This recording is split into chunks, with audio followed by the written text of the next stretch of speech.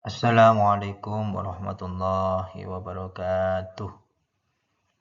Berjumpa lagi dengan saya Yazid Al-Madani. Hari ini kita akan membahas tentang materi jual beli, khiyar, qirat, dan riba. Mari sebelum kita memulai materi ini, kita membaca Bismillahirrahmanirrahim. Semoga apa yang kita akan pelajari bermanfaat. Mari kita sekarang memasuki pembahasan yang pertama, jual beli. Jual beli menurut bahasa artinya memberikan sesuatu untuk mendapatkan sesuatu atau tukar menukar sesuatu. Secara istilah, bahwa jual beli adalah berarti tukar menukar barang dengan uang atau barang dengan barang lain disertai ijab qabul dengan syarat dan rukun tertentu. Hukum jual beli, hukum asal jual beli adalah mubah atau boleh. Ini artinya setiap orang Islam bisa melakukan akad jual beli ataupun tidak tanpa ada efek hukum apapun. Rukun jual beli yang disebut rukun adalah segala hal yang wajib ada dalam transaksi jual beli. Jika tidak terpenuhi, maka jual beli dihukumi tidak sah. Menurut jumhur ulama, rukun jual beli ada 4, yakni penjual dan pembeli. Akidain. Jadi ada yang berjual, ada juga yang membeli. Yang kedua, barang yang diperjualbelikan, maqtud alaih. Ada barang yang untuk dijual. Yang ketiga, alat nilai tukar pengganti barang. Yang keempat, ucapan serah terima antara penjual dan pembeli atau syarat ijab qabul. Kemudian syarat jual beli. Syarat penjual dan pembeli. Jual beli dianggap sah apabila penjual dan pembeli memenuhi syarat sebagai berikut. Yang pertama, kedua belah pihak harus sudah beliau, maksudnya baik penjual dan pembeli sudah dewasa. Yang kedua, keduanya berakal sehat. Orang yang gila dan orang yang bodoh yang tidak mengetahui hitungan tidak sah mengadakan perjanjian jual beli. Yang ketiga, bukan pemboros.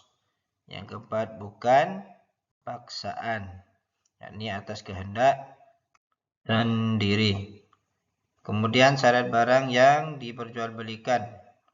Adapun barang-barang yang diperjualbelikan harus memenuhi syarat-syarat sebagai berikut. Yang pertama, suci, yaitu barang yang tidak suci atau barang najis seperti khamar, babi, bangkai, kotoran dan sejenisnya tidak sah untuk diperjualbelikan dan hukumnya haram. Yang kedua, bermanfaat, yaitu semua barang yang dapat digunakan untuk keperluan yang bermanfaat yang tidak melanggar norma-norma. Yang ketiga, milik sendiri, yaitu barang-barang yang bukan milik sendiri seperti barang-barang pinjaman, barang sewaan, barang titipan tidak sah untuk diperjualbelikan. Yang keempat, barang yang dijual dapat dikuasai oleh pembeli. Yang kelima, jelas dan dapat dilihat atau diketahui oleh kedua belah pihak. Terus jenis sifat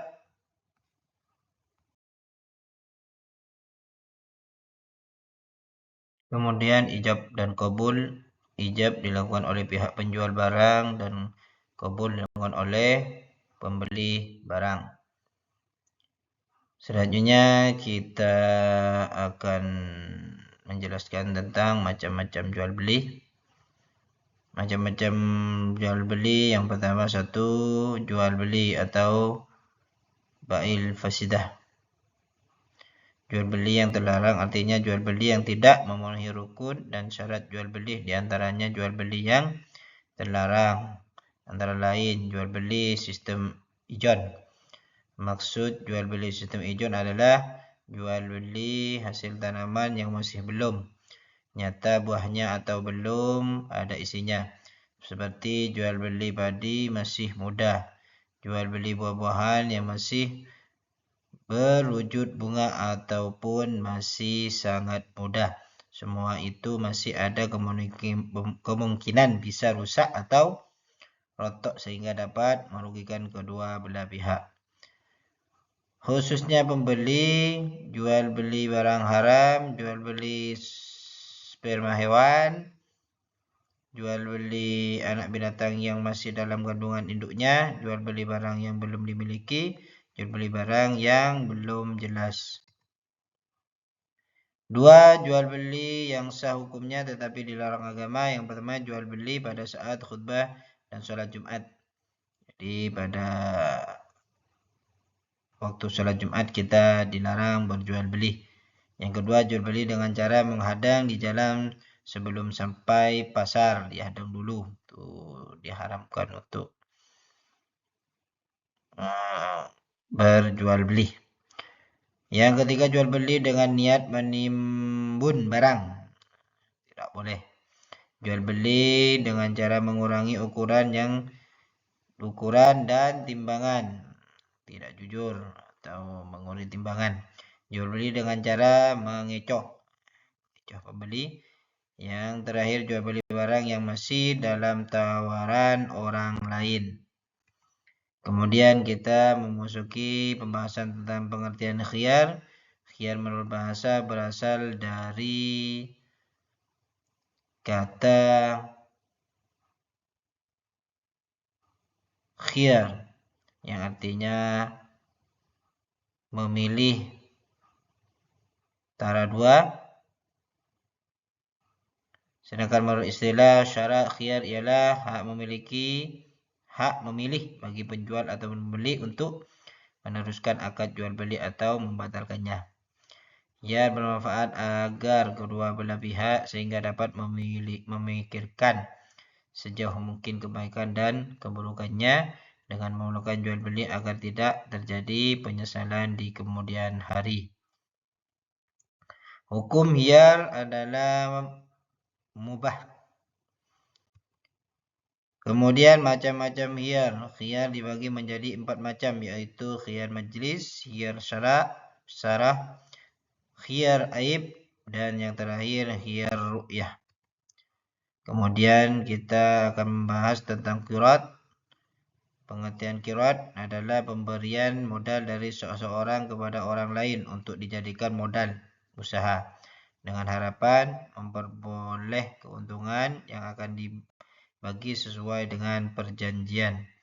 Biasanya qirat dilakukan pemilik modal, baik perorangan maupun lembaga, dengan pihak lain yang memiliki kemampuan untuk menjalankan suatu usaha. Besar kecil bagian tergantung pada kesepakatan kedua belah pihak sebelumnya. Hukum qirat mubah atau boleh.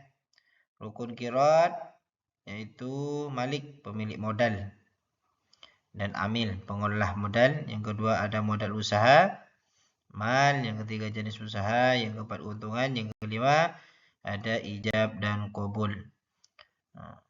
Syarat qirat yang pertama, pemilik dan pengelola modal sama-sama dewasa dan berakal sehat. Yang kedua, pemilik dan pengelola modal sama-sama ikhlas, tidak ada paksaan. Yang ketiga, ketahui jumlah modalnya baik oleh pemilik modal maupun penerima. Yang keempat, jenis pekerjaan ditentukan oleh penerima modal sesuai dengan bakat dan kemampuannya. Yang keenam, kesepakatan modal hendaknya disepakati pada saat mengadakan perjanjian. Yang ketujuh, ada perjanjian bagi untung antar keduanya. Larangan bagi orang yang menjalankan qirat Yaitu yang pertama melanggar perjanjian atau akad qiraat, yang kedua menggunakan modal untuk kepentingan diri sendiri, yang ketiga menghambur-hamburkan modal usaha, yang keempat menggunakan modal untuk perdagangan yang diharamkan syarak. Kemudian kita akan membahas tentang riba. Riba menurut bahasa artinya pertambahan atau kelebihan. Sedangkan menurut istilah fikih, riba ialah kelebihan atau tambahan pembayaran dalam pinjam meminjam atau utang piutang, atau barang tanpa ada ganti atau imbalan yang disyariatkan bagi salah satu dari dua orang yang membuat perjanjian. Sebagai contoh, seorang meminjamkan uang kepada orang lain dengan syarat pada waktu menggunakan dilebihkan dari nilai semulanya dengan kata ganti berbunga. Hukum riba. Semua agama samawi melarang praktik riba karena dapat menimbulkan dampak negatif bagi pemberi dan penerima pinjaman. Riba hukumnya haram berdasarkan Quran, Sunnah, dan ijma' para ulama. Jadi riba itu sangat dilarang di agama Islam ataupun agama lainnya karena merugikan kita. Sekian dari saya, semoga bermanfaat. Wassalamualaikum warahmatullahi wabarakatuh.